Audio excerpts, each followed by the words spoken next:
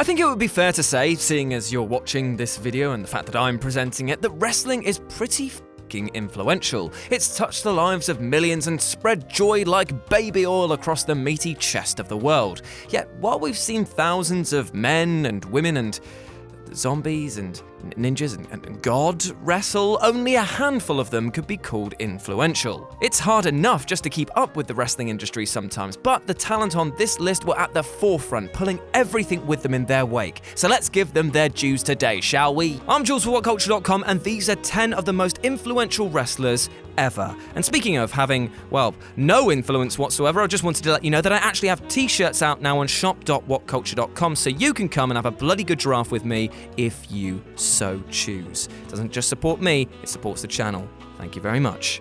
Number 10. Hulk Hogan. So let's begin with the big bad boy, the Silver Dome standard upon which all other wrestlers' popularity are measured. Hulkamania has been running wild for decades by now, even with a few problematic bumps along the way. Massively over as a babyface star in the AWA, Hogan grew frustrated with management's refusal to make him a top star, and when Vince came a knockin', Hulk got the boys a poppin' as he went to pastures greener, and brother, there were plenty of green bills for this guy. Hogan was, in his day, the biggest wrestling star of all time, achieving worldwide and mainstream celebrity. He sold out arenas wherever he went and was instrumental in making WrestleMania the success that it was. Hulkamania elevated Vince McMahon's company into a behemoth of an organization, a cultural phenomenon. Hogan was the franchise, a merchandising and licensing goldmine. He proved that you don't need to be a technical marvel, you just need to be able to shift units, and this unit certainly shifted. Now, just because he's at the top of this list doesn't mean that he's any less influential. My God, it's Hulk Hogan for God's sake. But we all knew that he was going to be on here, so I thought I'd just get him out of the way early doors. Number 9. Mae Young. WWE Hall of Famer Mae Young passed away a few years ago at the ripe old age of 90. A pioneering presence in the industry, Young was the first NWA United States Women's Champion.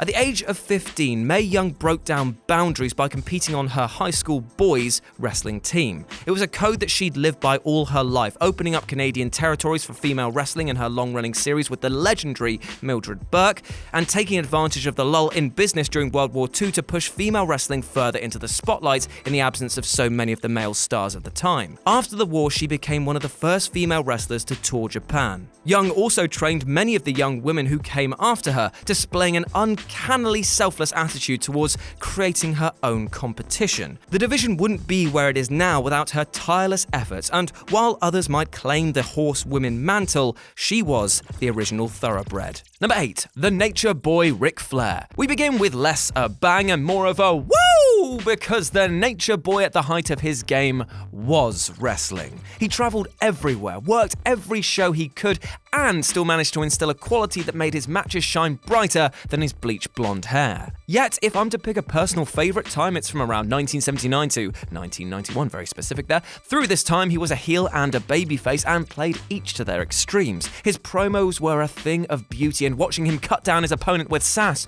charm, and the ability to back it up in the ring was amazing. 16 world titles, a sports entertainer and a professional wrestling perfectionist, Ric Flair deserved to strut as much as he did. No matter what you think of his personal antics, there's no denying that he was a drawing force only rivaled by Hulk Hogan and possessed an in-ring skill that arguably dwarfed Vince's original branded superstar. Number 7. Cody Rhodes. At the time of presenting, we are just removed from All In, and while it might seem weird to see Cody join the likes of wrestlers with far more historic lineage, his is a story that will inspire others not only to challenge the likes of the WWE machine, but come out on top. If you'll excuse the quite obvious pun, Cody was at quite the crossroads in his career when he was dealt the abysmal Stardust gimmick. Seeing either sinking into a pseudo-comedy role with a steady paycheck or low to mid-success in the indie scenes, Cody took the plunge, and after finding his feet became leader of the goddamn Bullet Club. You know, the one that's dwarfing even DX shirt sales. What he's done with these clever maneuvers is place himself at the fore of the indie market as both a talent, having just captured the NWA title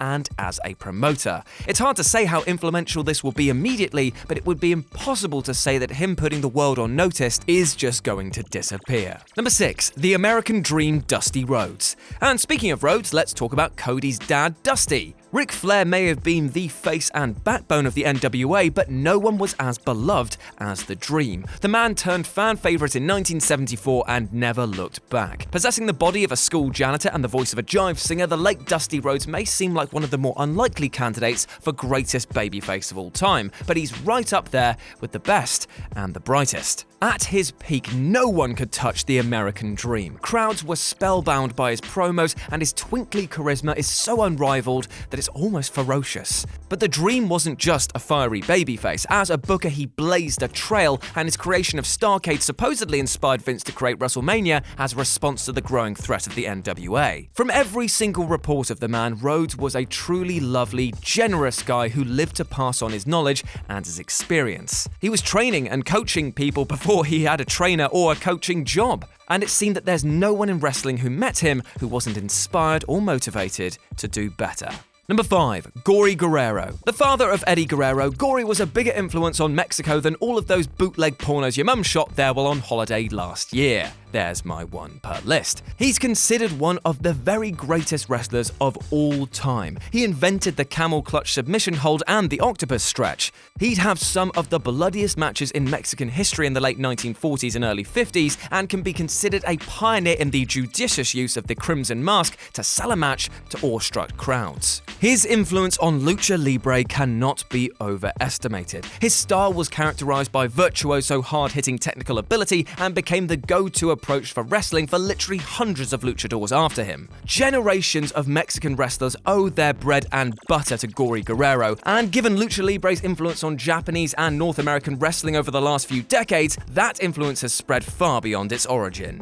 Number 4, Antonio Inoki. Japanese legend Antonio Inoki is one of the most respected figures in all of professional wrestling, as well as a significant figure in mixed martial arts. The founder of New Japan Pro Wrestling in 1972, Inoki managed to maintain a consistent level of success as a promoter, booker, and performer for decades. Inoki innovated the concept of strong style in Japan, a style incorporating shoot wrestling techniques, stiff martial arts striking, and submission moves that now has become an incredible influence on Western wrestlers over decades. Given that, it's difficult to overestimate the effect of the multiple Hall of Famer Antonio Inoki has had on professional wrestling worldwide. However, as well as his success in the industry, Inoki has been elected to the Japanese House of Councillors to serve his country in politics twice, and was responsible for single-handedly negotiating the release of Japanese hostages from Iraq just prior to the First Gulf War. In other words, he's a great man. Number 3, El Santo. The greatest star that Lucha Libre has ever produced, El Santo, or the Saint, is a figure so revered in Mexican culture that it could be said that he represents the combined mainstream significance of Hulk Hogan, Elvis, and Superman in his home country. El Santo wasn't just a wrestler, he was a national treasure, a folk hero, an icon,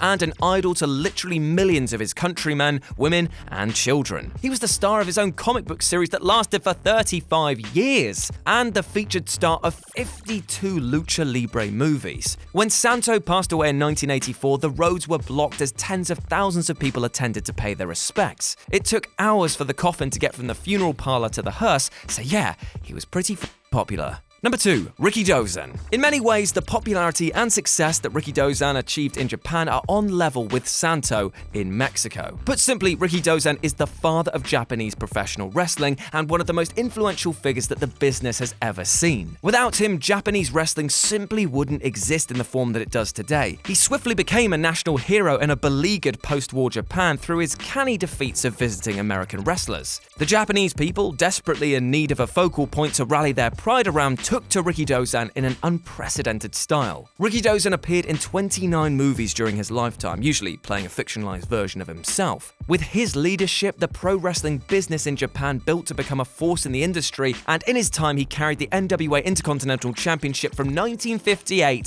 to 1964, and it would probably have been even longer had he not unfortunately been stabbed to death in a Yakuza hit. And number 1, Gorgeous George. At 5'9" tall, George Raymond Wagner didn't cut the statuesque figure that Hulk Hogan would some 20 years after his death, and it's unlikely that he made nearly the amount of money But nevertheless, I'd rate Gorgeous George as the single most influential professional wrestler in history. Because much of what we see as pro wrestling gimmickry and character today was innovated and popularized by him 75 years ago. Not only that, Gorgeous George single-handedly invented the concept of the professional wrestler as a television star and was instrumental in wrestling becoming a televisual staple. Gorgeous George helped establish television as the second home of pro wrestling and innovated the theatrics and character building that would keep the business fresh and keep audiences interested throughout the new era of home entertainment. It's said that people actually bought television receivers just to watch the programming that Gorgeous George headlined, and his celebrity status was so large that stars from other media took note. Both James Brown and Muhammad Ali were influenced by him and his ability to manipulate a crowd. American professional wrestling owes such a debt to Gorgeous George that there's no other name that belongs at the top of this list. There would be no Hulk Hogan and probably no WWE as we know it today without Gorgeous George.